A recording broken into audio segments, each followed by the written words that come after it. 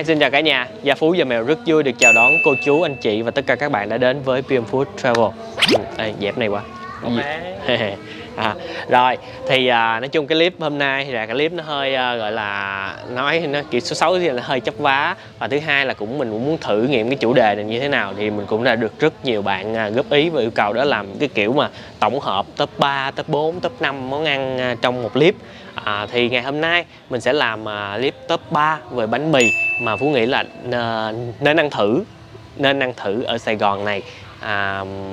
Và bây giờ thì chắc là mời cả nhà chúng ta sẽ xem top 3 bánh mì đó là bánh mì gì nha. Đừng quên like, share cũng như là ấn nút đăng ký kênh. Thì trong mùa dịch mong mọi người cũng thông cảm với mình nha.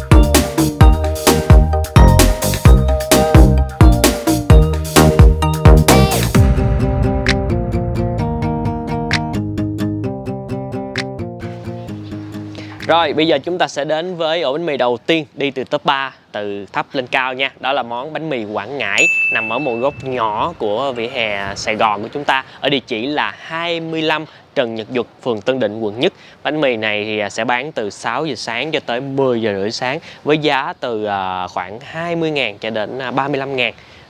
Rồi thì với ổ bánh mì Quảng Ngãi này nó sẽ có cái gì? Thì nó đặc trưng ở đây là sẽ không có pate và bơ, nhưng mà nó sẽ có rất là nhiều nhân cho một cái ổ thập cẩm, là có chả bò nè, chả cá nè, chả ram nè, và xíu mại. Chả cá là chả cá mối, thì mọi thứ chả cá và chả ram sẽ được chiên nóng ngay cái chảo, bán liên tục cho khách. Và cái đặc trưng ở đây để giúp ổ bánh mì này ngon chính là những cái ớt rim, rồi những cái rau tươi xanh giòn thanh mát để kết hợp vào trong ổ bánh mì, hương vị rất là lạ. Bây giờ mời cả nhà chúng ta xem. Rồi cả nhà ơi, thì đây là cái xe bánh mì nho nhỏ của em trai đang bán. Bây giờ chúng ta vào chương trình học bảng chữ cái tiếng Việt. Cả nhà có thể đoán được đây là món gì không? Đọc rất là thú vị và vui. Gò xóa xíu chỏa bò. Chúng ta đang học tiếng Quảng Ngãi nha. Xíu mẹ và chỏa rôm. Chỏa rôm, gò xóa xíu. Rồi chào em. Chào anh ạ. Em có thể giới thiệu mọi người em tên gì không? Đầu tiên là có bánh mì. Bánh mì này bánh mì Sài Gòn đúng không em? Dạ đúng rồi. Rau ăn kèm thì có xà lách, rau răm, dưa leo. Ở ngoài đó mình cũng ăn những cái loại rau như vậy. Dạ, cái bánh mì này là thuần chủng của nó là rau răm, nhưng mà em bổ sung thêm cái xà lách để đáp ứng cái nhu cầu là những người không muốn ăn rau răm, còn sợ nóng thì người ta sẽ ăn qua xà lách, thì ổ bánh mì mình nó sẽ tăng cái giá trị hơn, là ăn nó sẽ không bị ngán. Có đồ chua nè cả nhà. Ở đây coi như đặc trưng bánh mì này thì không có pate, không có bơ, xíu mại. Rồi cái nước chấm này, nước chấm nước mắm hả? Nước mắm chua ngọt. Ôi, Quảng Ngãi. Nhìn nước mắm nhìn rất là hấp dẫn rồi nha. Ớt, tỏi, ớt xanh là ớt miền ngoài luôn. Không, ớt thì mua trong này. Tùy đợt, ví dụ như mẹ có gửi chả bò vô, mẹ gửi chả bò vô thì mẹ gửi kèm một ít ớt. Thì mình bán cỡ 2-3 ngày thôi. Rồi đây là thứ đặc trưng chắc là không thể thiếu của cái món bánh mì Quảng Ngãi rồi. Này gọi là gọi chính ớt rim đường. Ớt này thì người ta đã lên men rồi, thì nó sẽ giảm độ cay và làm cho cái ớt mình nó mềm dễ xay hơn. Mấy lần ăn thì anh cứ gọi này là dạng ớt tương. Đây là cái thiết bị làm chả cá rất là quen thuộc. Ủa, sao nó lạnh đấy? Cái đó là mình giữ cái độ lạnh của chả mình nó tươi. Tức là cái thịt nó lạnh em bỏ vô. Cái chả là nó dạng sệt, xong đó mình bảo quản lạnh, xong mình bỏ vô cái ống này. Cái lát nó tự lạnh cái ống. Dạ, đúng rồi. Ở đây nó sẽ có một cái nắp, nó nắp lại là cái này mình chống côn trùng. để đảm bảo cái chả mình nó đảm bảo độ tươi nhất.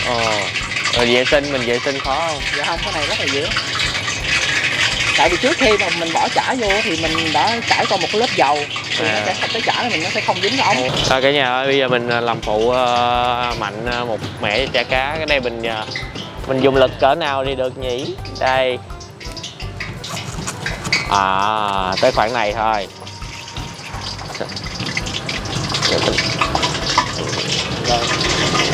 Đó. Cái này là mình cá như thế nào vậy Mạnh? Dạ, cá này thì em lấy của một bà chị ở Vũng Tàu. Dạ. Thường thấy là chả cá là lấy chả cá thu hoặc chả cá nhồng đúng không? Dạ, ở đây thì em xài cá mối. Cá mối. Dạ. Cái chả này nó quyết định cái độ dai là tùy thuộc vào cái quá trình mình quét. Cái quá trình mình quét như thế nào thì nó sẽ đảm bảo cái độ dai như mình mong muốn. Bắt đầu em chiên mẻ mới rồi. Dạ đúng rồi, em chiên cỡ vừa bán xong rồi bắt đầu gần thấy rồi chiên tiếp. Để giữ được cái độ nóng của chả. Đây là xíu mại. Xíu mại này thì em tạo cái độ sệt nhờ cái da heo. Da heo. Dạ đúng rồi. Nó rất là đặc biệt. Tạo độ sệt nhờ da heo Dạ, đó là rồi. trong cái viên xíu mại đúng không? Chứ Dạ, đâu phải là rồi. cái độ sệt của nước. Khi mà anh để mà nó nguội dần thì nó sẽ có cái độ sệt cho cái nước sốt của mình. Rất là hay. Còn cái này là em xài cái màu đều hay màu gạch cua? Cái này thì em sử dụng cái tương cà. Tương cà hả? Một cái bí quyết rất là nhỏ là khi mà dầu nóng thì mình cho tương cà với tương ớt vào thì nó sẽ tạo cái màu rất là đẹp. Hay vậy? Bà từ ngoài quê gửi vô luôn. Đúng rồi.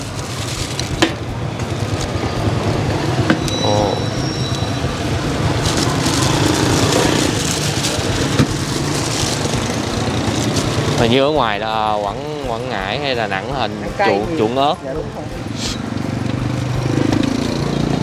rồi. Cả nhà nhìn thấy ở trong cái chả rôm là có nhìn giống như những cái sợi trứng hay cà rốt gì đúng không? Nhưng mà hình như không phải trứng hả? Cái này là rau củ bò sợi. Bò sợi hả? Mình bao. Bò.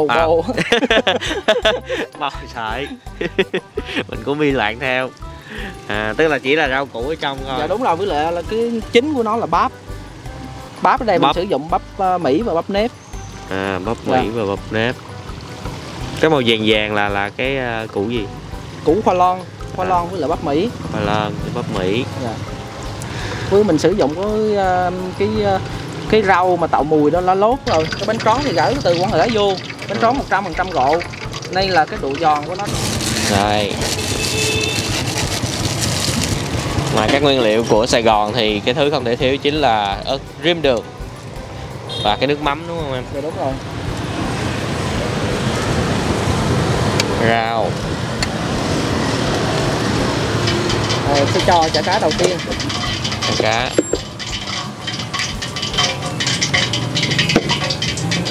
Ướp chua.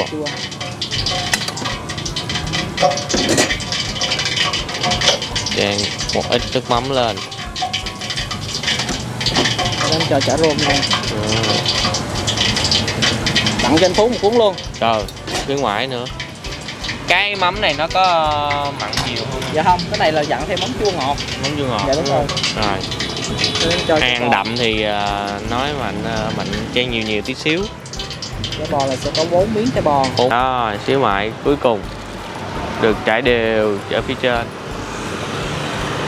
Có cải trong này đúng không? Dạ không, cái đó là hành tây á. Hành tây. Mình sẽ ra một lớp ít xíu mại nước nữa. Rồi. Xịt nhẹ miếng tương ớt. Ít thôi.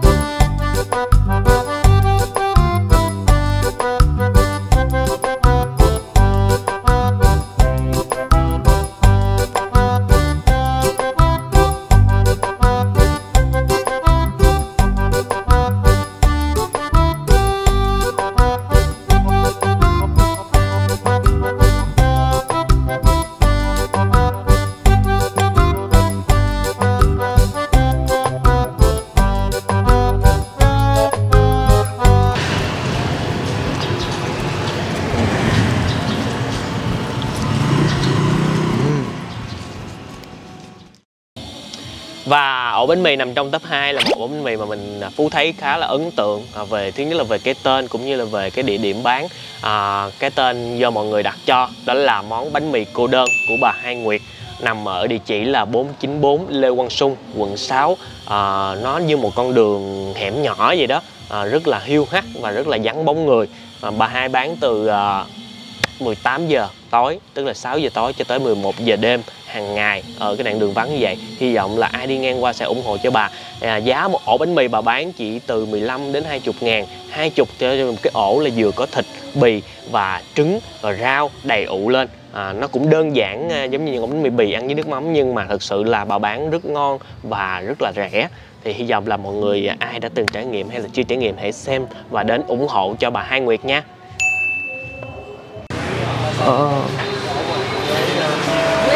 Rồi, đây cả nhà, đây là nhân vật chính của chúng ta ngày hôm nay. Con chào bà. Chào con. Con xin phép hỏi bà là mọi người gọi bà là bà Hai đúng không ạ? Bà Hai Nguyệt đúng không ạ? Dạ thì ngày hôm nay tụi con ghé thăm bà, ăn bánh mì và chia sẻ cho mọi người biết để tới ủng hộ cho bà. Bà cho con hỏi là mình có bánh mì gì vậy bà Hai? Bánh mì thịt chả bì con. Thịt chả bì. Con thấy có trứng nào nữa. có trứng chiên trứng vô. Dạ. Trứng thì mình thêm bao nhiêu tiền? Tụi nó mua 20. Dạ. Còn mình bán này 15 ngàn. Rồi đứa nó ăn 15 ngàn trứng không, 2 cái trứng cho nó. Hay là nó muốn ăn bì, rồi mỗi một cái trứng vô thì 15 ngàn. Tức là còn nếu bỏ thịt chả rồi nhiều vô thì phải 20 ngàn. Rồi cả nhà ơi, cả nhà thấy không? Đây là cái rất là thấy thương. Đây là cái bếp nướng của bà. Dạ. Cái con cầm không là nó vẫn con thấy nó cũng nguội đó. Cái bếp nướng của bà lấy cái bà đục lỗ của cái nắp. Đó. Rất là thương luôn. Ở dưới là cái vỉ. Cả nhà có thể thấy tuy là chiếc xe chỉ nhỏ nhắn như vậy thôi nhưng mà được bà bày trí rất là ngăn nắp. Bì nè, thịt nè, chả nè. Con thấy thịt hình như là bà lấy cái loại thịt mỡ hả bà? Chứ nạc quá nó sắc đang thui, cái dẻ thịt không ngon. Dạ. Người ta đây thích số người không ăn mỡ thì kiếm nạc, chứ còn phần đông là thích ăn mỡ. Rau đồ chua này của bà nè cả nhà, rất là tươi xanh. Đó. Đây là nước mắm, cam này là nước gì bà? Sốt sốt riêng của bà đúng không? Sốt đặc chế. Nước thịt á. Rồi mình cũng xài tiền tặng luôn. Dạ. Chứ không xài tiền tặng đủ. Rồi. Dạ rồi. Nhờ cô bác người ta cho tiền. Dạ. Cho chút á để dành. Chết nãy con kia đừng cái bơ, con bỏ mấy bơ. Nhà gì lớn quá trời đất luôn cả nhà. Nãy còn nhỏ nhỏ. Dạ. Trời ơi. Đó. Cà chua không con? Dạ, cho con miếng cà chua. Cà chua. Đói bụng quá. Dạ ăn luôn. Rồi. Hết không? Dạ không.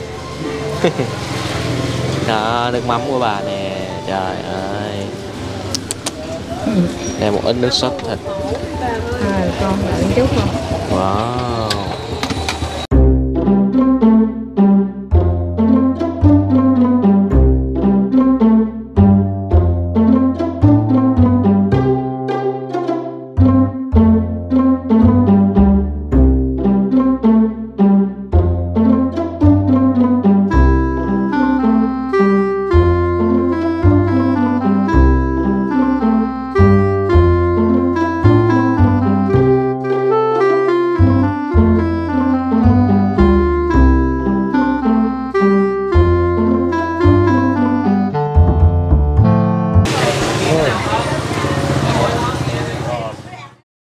Và cuối cùng đứng đỉnh trong cái bánh mì cá nhân của mình, đó là món bánh mì mà rất là quen thuộc ở Sài Gòn, bánh mì chảo. Địa chỉ mà mình muốn giới thiệu đó là món bánh mì chảo A Bếp. Hiện nay địa chỉ đã đổi là 015 Lô H, chung cư Ngô Gia Tự, quận 10. Bán từ 6 giờ sáng cho tới 2 giờ chiều và 5 giờ chiều bán cho tới tối. Thì đặc trưng ở đây là nó có một cái menu rất là đa dạng món ăn để mọi người có thể lựa chọn. Ai thích cá, thích xíu mại hay là không thích bò hay là thích gì thì mọi người có thể lựa chọn. Giá sẽ dao động từ khoảng 30.000 cho tới 50 mấy 60.000 tùy phần. Rồi, và đặc trưng của đây chính là topping nhiều nè. Và thứ hai là nhờ vào cái thịt bò, cái công thức bí truyền của ở đây là xào với nước sốt, và khi đó cái sốt thịt bò đó hòa quyện với là sốt cá và sốt xíu mại tạo ra một cái hỗn hợp chua ngọt rồi thơm thơm béo béo mịn của pate, kết hợp lại tạo ra một cái hương vị rất là ok. Mình rất phải nói là cái địa điểm này là địa điểm được người Sài Gòn rất là thích luôn á, quán bán rất là đông. Thì bây giờ mời cả nhà chúng ta sẽ xem cái phần ăn đó như thế nào nha. Thì ở đây sẽ có khoảng là 3 không gian nha cả nhà. Thì ở đây như là mình thấy là có kết hợp với bên cà phê.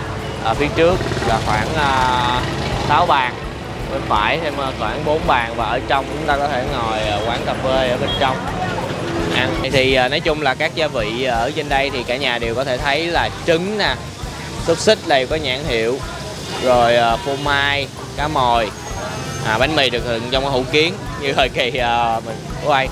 Đây được chua, rau củ bày biện. Nhớ ăn đó là Phú nhớ là cái đặc trưng ở đây chính là bò và cái xíu mại. Hình như hồi trước xíu mại là không có nhân ở trong đúng không chú? Đúng rồi, hôm nay xíu mại là mình có thêm cái lòng đỏ trứng muối với lại tôm.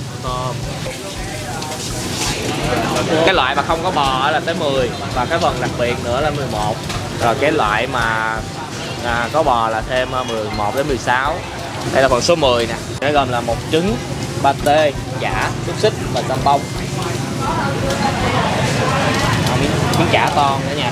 Ở đây đặc trưng là thì mọi người thấy cái giá này và những cái đồ ăn nó rất là chất lượng về cái cũng như là về kích cỡ. Chúng ta từ lúc mở đến giờ mình bán là được bao nhiêu năm hả chú? Nếu mà ở khu này thì chú bán được tới ngày hôm nay là hơn 1 năm. Nấu sôi lại, để sôi lại. Để xe vô đi. Các bạn chạy vô bên này. Quay mấy cái này hơi tội cho cái máy một tí xíu, dầu nó văng lên cái ống kính đó cả nhà. Không có kê gần được, không có kê rồi nè. Wow. Đây là phần số mấy giờ chú? Số 11. Số 11. Nhập đủ được nhiều loại.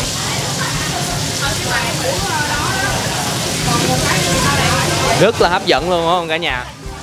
Để nhà để ý á, thì nếu mà cái phần mà có xíu mại á thì sẽ được chan rất là nhiều nước xíu mại ở trong cái chảo như vậy. Và thậm chí là nếu mà có bò nữa là sẽ có thêm lúc mà chan nước bò ở trong đó. Có ăn dăm bông không? Thêm dăm bông thôi nha. 16 thêm dăm bông. Dạ ơi, cứ theo đúng cái menu 16 thôi. Đúng menu 16. Này có khi nào anh lộn không anh? Làm cái thủ rồi. Em 16 thái.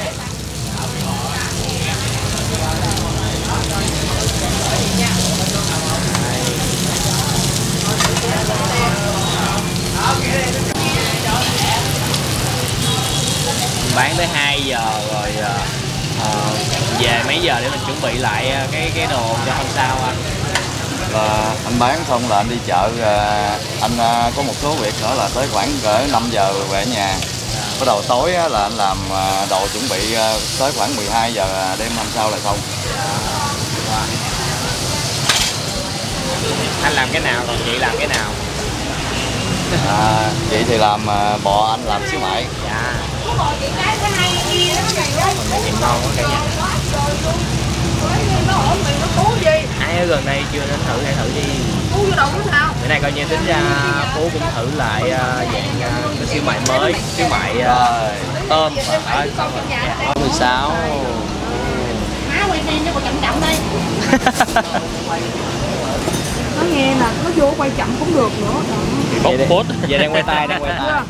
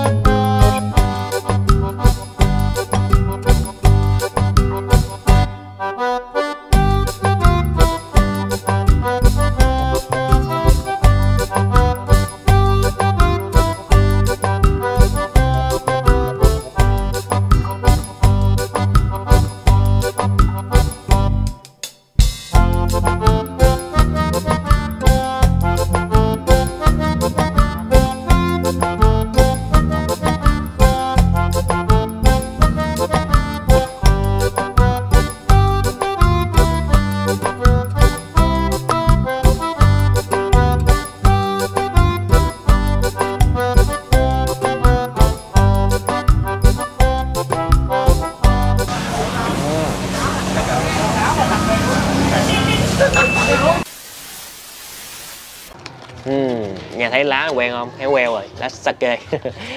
Rồi thì như vậy là ngày hôm nay đã chia sẻ một cái chủ đề tụi mình làm thử là về top 3. Thì mọi người cảm thấy như thế nào thì cho mình ý kiến với nha. Tại vì cái này là mình tổng hợp theo kiểu clip cũ, còn dạng mà nếu mà để mình quay clip mới thì tụi mình vẫn chưa tính ra cái cách được để mà tổng vô trong một cái clip.